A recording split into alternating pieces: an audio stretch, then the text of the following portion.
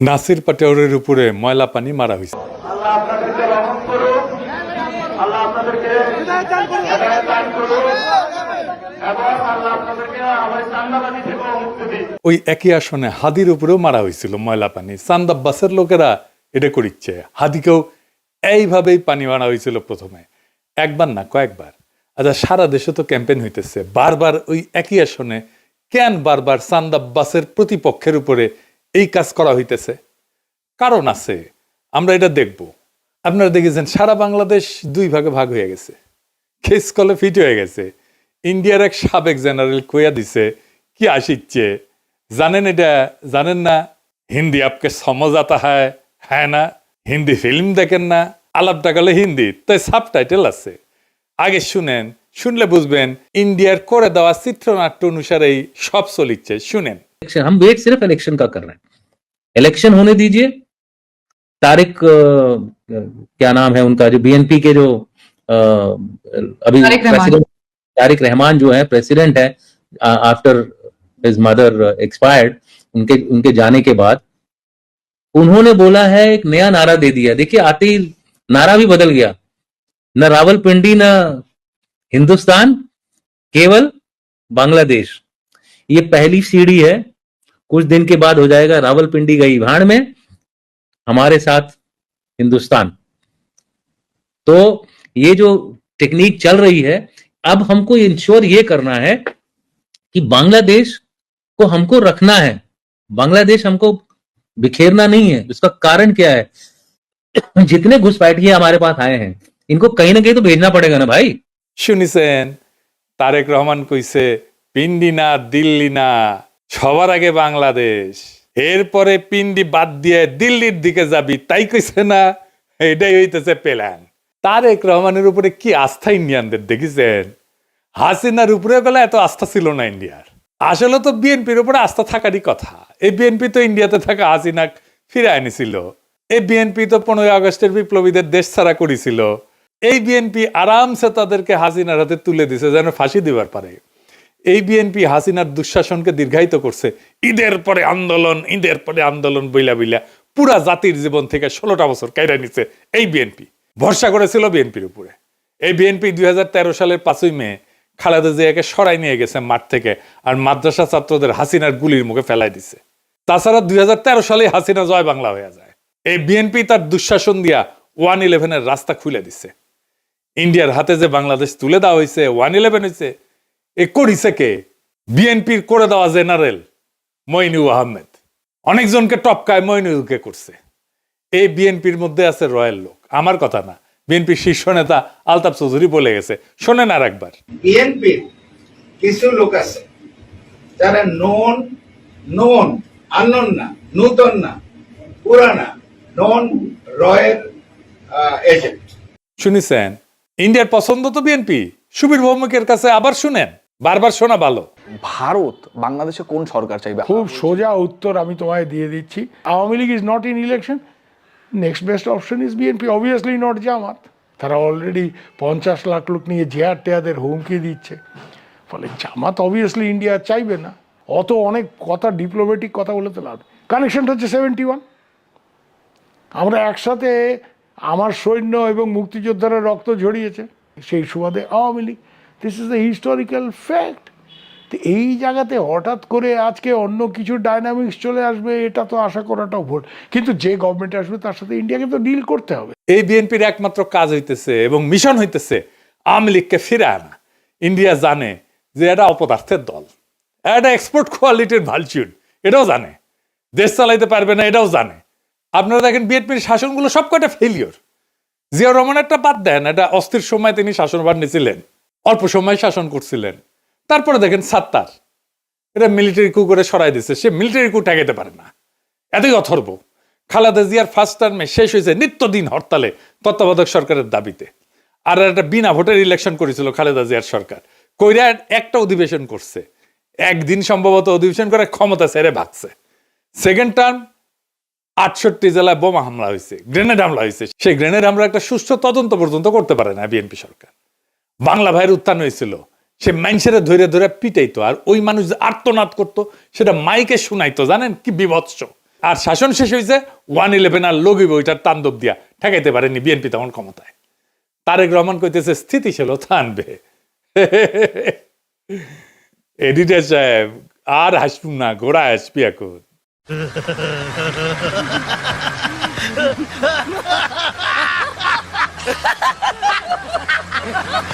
এই বিএনপি স্থিতিশীলতা আনবে কোন তরিকা আনবে? তারেক রহমানের হাতে কি জাদু আছে? তাহলে ওই শাসনে স্থিতিশীলতা ছিল না কেন? বিএনপি শাসনে বাংলা ভাই কেন হইল? র্যাব সৃষ্টি কে করছে? বিএনপি। তো এই ক্রস ফায়ারের হত্যাকে কে প্রাতিষ্ঠানিকভাবে প্রতিষ্ঠিত করছে? বিএনপি করছে। এইটার স্থিতিশীলতা বলে? এই যে দেখেন নিজেদের মিটিং, নিজেদের মধ্যে মারামারি।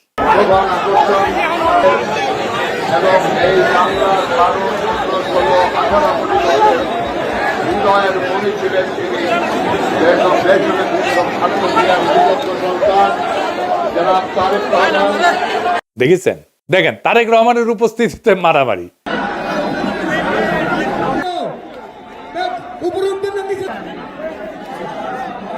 দেখেছেন? নিজের দলের কর্মীদের মিটিং এ আইনা শীর্ষ নেতাদের উপস্থিতিতে সামলাইতে পারে না যেই দল, সেই দল দেশের স্থিতিশীলতা আনবে। কুজার হয়েছে স্থিত হয়ে শোয়ার শখ। বিএনপির একটাই লক্ষ্য, আওয়ামী লীগের পুনর্বাসন। ব্যানে ব্যানে করছি না, দেখে দিচ্ছি, আসেন। আমরা আগে দেখতাম না মুখ ফুসকায় বিএনপির সবাই জয় বাংলা স্লোগান দিত। আওয়ামী লীগের লোকেরা যেগুলো বিএনপির ঢুকেছে তারা এখন প্রকাশ্যে বিএনপির নির্বাচনী জনসভায় জয় বাংলা স্লোগান দেয়। শোনেন। আমার যদি মৃত্যুও হয় আমি এই মঞ্চ থেকে 1000 বার বলবো জয় বাংলা, জয় বাংলা, জয় বাংলা। আমরা কি বাংলাদেশের জয় চাই না? তাহলে জয় বাংলার সমস্যা কি? জয় বাংলা কি কারো ব্যক্তিগত কোনো ধরনের স্লোগান? জয় বাংলা সবার। যখন বাংলাদেশে ক্রিকেট খেলা হয় আমরা কি বাংলাদেশের জয় চাই না? আজকের এই মঞ্চ থেকে আমার যদি মৃত্যুও হয় আমি এই মঞ্চ থেকে 1000 বার বলবো জয় বাংলা, জয় বাংলা, জয় বাংলা। মৃত্যু হইলেও নাকি কইবে জয় বাংলা। জয় বাংলা নাকি সবার স্লোগান। তো মাদারবোর্ড তুই কত স্লোগান, সবার স্লোগান কেন কস? এরপরে মির্জা ফখরুল কয় আওয়ামী লীগ থাকলে নাকি গণতান্ত্রিক পরিবেশ থাকতো। খুব কষ্ট আসে মির্জা ফখরুল। গণতান্ত্রিক পরিবেশ মানে কি জানেন? আগে শুনেন। এরা নৌকাটা নাই, নৌকার যিনি কান্ডারি আমাদের সাবেক প্রধানমন্ত্রী হাসিনা, উনি আপনাদেরকে ফেলে ভারতে চলে গেছে, দিল্লি থেকে বসে আছে, আর আমাদেরকে বিপদে ফেলে দিয়ে গেছে, তাই না? থাকলে অন্তত একটা গণতান্ত্রিক অবস্থা চলতো, তাই তো? শুনেছেন? মির্জা ফখরুলের গণতন্ত্র আওয়ামী লীগ ছাড়া গণতন্ত্র পূর্ণ হচ্ছে না মির্জা ফখরুলের। এই গণতন্ত্র মানে কি জানেন? সে পুরনো সিস্টেম, পুরনো লুটপাট, পুরনো গুন্ডামি, পুরনো ধান্দাবাজি, পুরনো ইতরামি, পুরনো বড় লোকদের শাসন, পুরনো দরিদ্র শোষণ। এটাই পুরনো বন্দোবস্ত। এটা রিকশাওয়ালা চাচা খুব ভালোভাবে বুঝিছে। শুনেন তার কাছে। আওয়ামী লীগের থেকে বিএনপি 3 গুণ আগায়া এই দেশটারে আরো নষ্ট করে আলাইছে শেখ হাসিনা যাওয়ার পরে। যেরকম আওয়ামী লীগের মানুষের নৌকা ভাড়া গুদারা গাড়ি নিত 80 টাকা, বিএনপির পোলাপান নেয় এখন 100 টাকা। তাই নির্বাচনে এলে তো নিব 150 টাকা।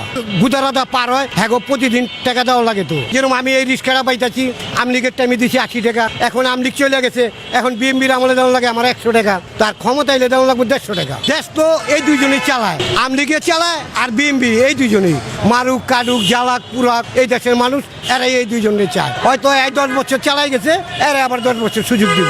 এই শুনেছেন? দেশ যে দুইজনে চালায় আওয়ামী লীগ আর বিএনপি। রিকশাওয়ালা ঠিকই বুঝেছে তার মেধা দিয়া। তাই দেখেন কিভাবে আওয়ামী লীগের সন্ত্রাসীদের আশ্রয় আর নিরাপত্তা দিতেছে বিএনপি। আওয়ামী লীগ যেন তুহিন সাহেবের কোলেই নিরাপদ। নীলফামারীর আওয়ামী লীগ সন্ত্রাসীদের দায়িত্ব নিছেন বিএনপি মনোনীত প্রার্থী নীলফামারীর সদর 2। আওয়ামী লীগের চিহ্নিত সন্ত্রাসী জুলাই হত্যা মামলার অন্যতম আসামি কাশেমকে নিশ্চিন্তে থাকতে বলতেছেন তুহিন সাহেব।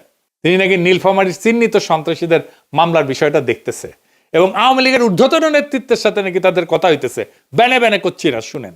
আসসালামু কেমন আছেন কাসেম সাহেব? জি ভালো আছেন, দোয়া করেন। আলহামদুলিল্লাহ, আমাদের জন্য ওয়ার্ক করতেছে ভাই। আলহামদুলিল্লাহ, ধন্যবাদ। তো আওয়ামী লীগের আমাদের ওয়ার্ক করতেছি, লোকরা তিনি ভোট করছিলেন। আমরা তো ভাই 8টা মামলা মগন জেলখাটি বাইরে হয়ে আসলাম, মগন ছবি থাক একটু থাক, অসুবিধা নেই। তারপরও প্রশাসনের একটা চাপ দেখতেছি, আমি বিষয়টা একটু দেখেন। আমি দেখতেছি এগুলা। আপনি যেহেতু আসছেন এখানে আমাদের জন্য খুব ভালো হচ্ছে, ভালো ব্যক্তি হিসেবে চিন্তা করেন না, এটা তো এখন 1 মাসের ব্যাপার। আমি কথা বলতেছি, তারপরও নীলফামারী সদরে সব ব্যাপারেই দেখতেছি আমি, কথা হচ্ছে আপনাদের নেতাদের সঙ্গে। আচ্ছা, দোয়া করেন, আপনারা নির্বিঘ্নে থাকেন, নিশ্চিন্তে থাকেন, কোনো অসুবিধা নেই। কিছু হইলে আমরা টেক কেয়ার করবো। শুনলেন তো?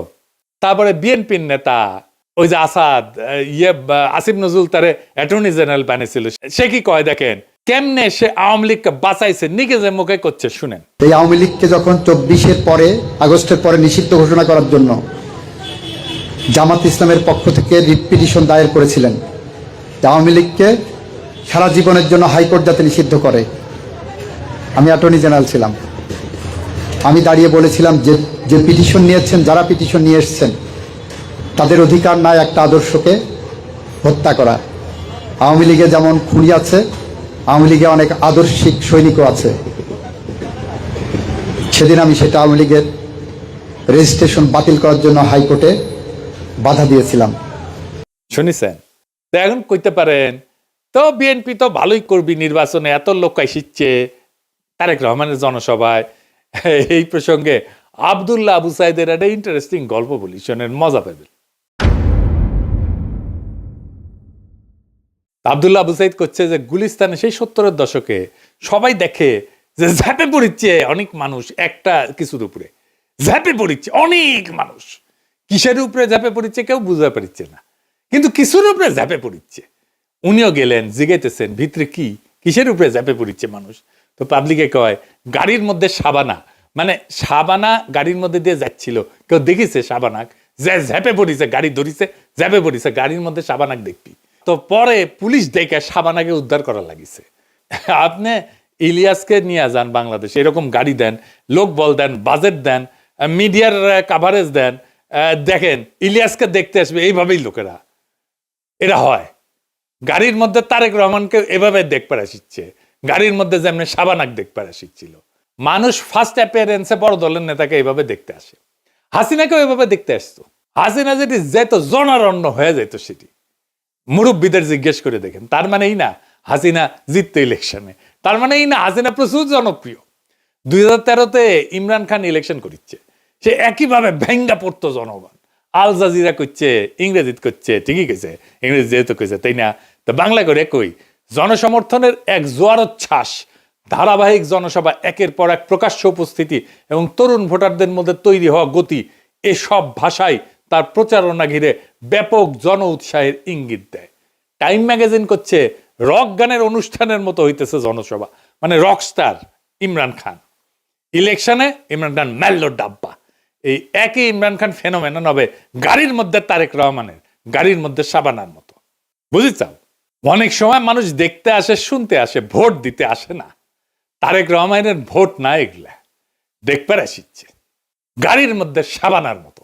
যে প্ল্যান করিছে সবই তো দেখেছেন। আরো দেখামো ওই সমস্ত প্ল্যান নাকি বাস্তবায়ন করতে হইলে তারেক রহমানের দরকার মানুষের নিরাপত্তা আর দুর্নীতি কমানো। আবার দেখেন নিজেদের দলের লোকেরা নিজেদের দলের উপরে কেমনে ঝাঁপে পড়ে। কুমিল্লা স্যার আসনের মঞ্জুরুল হাসান মুন্সির ছেলে রিজভি কেমনে প্রতিপক্ষকে ফাঁসাইতে কইতেছে, শোনেন, কোপাইতে হবে, শুনেন। আইনি সহযোগিতা, আর্মিতে, পুলিশে মামলা করো, খালি এমনি এমনি মামলা করলে হবে না, 326 লাগবে।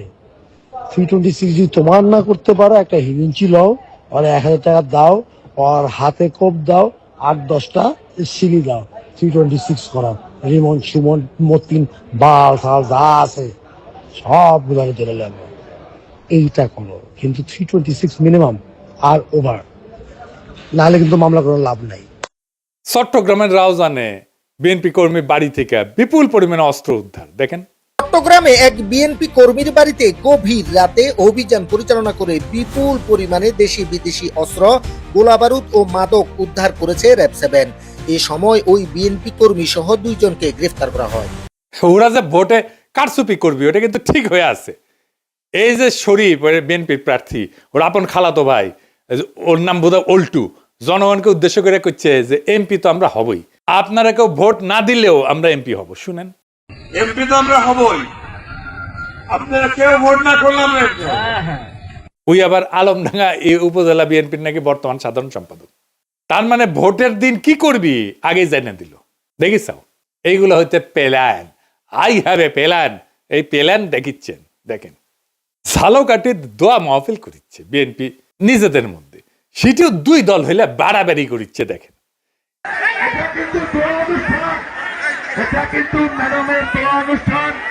নলছিটি উপজেলা বিএনপি কর্তৃক আয়োজিত আজকে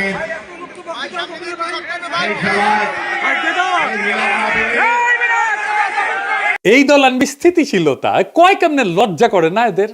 আর বিএনপির 59% প্রার্থী ঋণখেলাপি, মানে ব্যাংকের টাকা মেরে খাইছে, লুটপাট করেছে। উই জিত বিয়ার পাবলিক কি গান গাবি, তবু হে বিজয়ী বীর তারেক সেনা, তোমাদের ব্যাংক ঋণ কোনোদিন শোধ হবে না, না না না শোধ হবে না।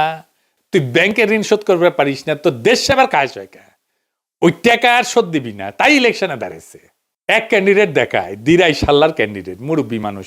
আগে দেখেন, হলো তার বয়স, তিনি শারীরিকভাবে এখন আর আগের মতো সুস্থ সবল নেই, এমনকি চলাচলের ক্ষেত্রেও তাকে অন্যের সাহায্য নিতে হয়, যার ফলে রাজনৈতিক সভা সমাবেশ কিংবা প্রচারণায় হয়তো তাকে খুব বেশি পাবে না বিএনপি কর্মী সমর্থকেরা। উনারে দাঁড় করানো ঠিক হয়েছে। ক্ষুদ্রকালে ভাবতে হবে ইলেকশনে কেমনে খাড়ায়, ইলেকশনটা কই যেটি যে খাড়ানো লাগে। তো যাই হোক, এই মুরব্বী তো খাড়াইতে পারতেছে না ঠিক মতো, ইলেকশনে কেন খাড়াইলো? তারেক রহমান আপনি কন, উনি কি কন্ট্রিবিউট করবি? কিছুই তো করবে পারবেন না উনি। আপনাদের লজ্জা নাই? খালেদা জিয়া মৃত্যুসজ্জা ওখানে টিপসই নিয়ে নমিনেশন পেপার সাবমিট করছেন 3টা সিটে, আর এরকম ঘাটের মরাকে নেয় আপনি ইলেকশনে দাঁড় করাইছেন। লজ্জা থাকা উচিত তো। তো যাই হোক, ফাইনালি ইলেকশন কি হবি? বিএনপি বুঝে গেছে যে উই হারবি নারীদের ভোটে, কারণ মায়েরা বোনেরা সবাই এনসিপি জামাতকে ভোট দিবি, ন্যাচারাল। বিএনপির চান্দাবাজ ধান্দাবাজ লুটেরা সন্ত্রাসী আর ইতরদেরকে তো তারা ভোট দেবে না। নারীদের মধ্যে জামাতের প্রভাব বেশি, তাদের অ্যাক্সেস আছে, অন্দরমহলে যাতায়াত আছে অনেক দিন থেকে। তাই বিএনপি স্ট্র্যাটেজি নিয়েছে, নারীদের যদি ভয় দেখায় ভোট কেন্দ্র থেকে দূরে রাখা যায়। তাই জামাতের নারী কর্মীদের উপরে হামলা করতেছে, তাদের হিজাব টাইনে ছিঁড়ে ফেলতেছে। দেখেন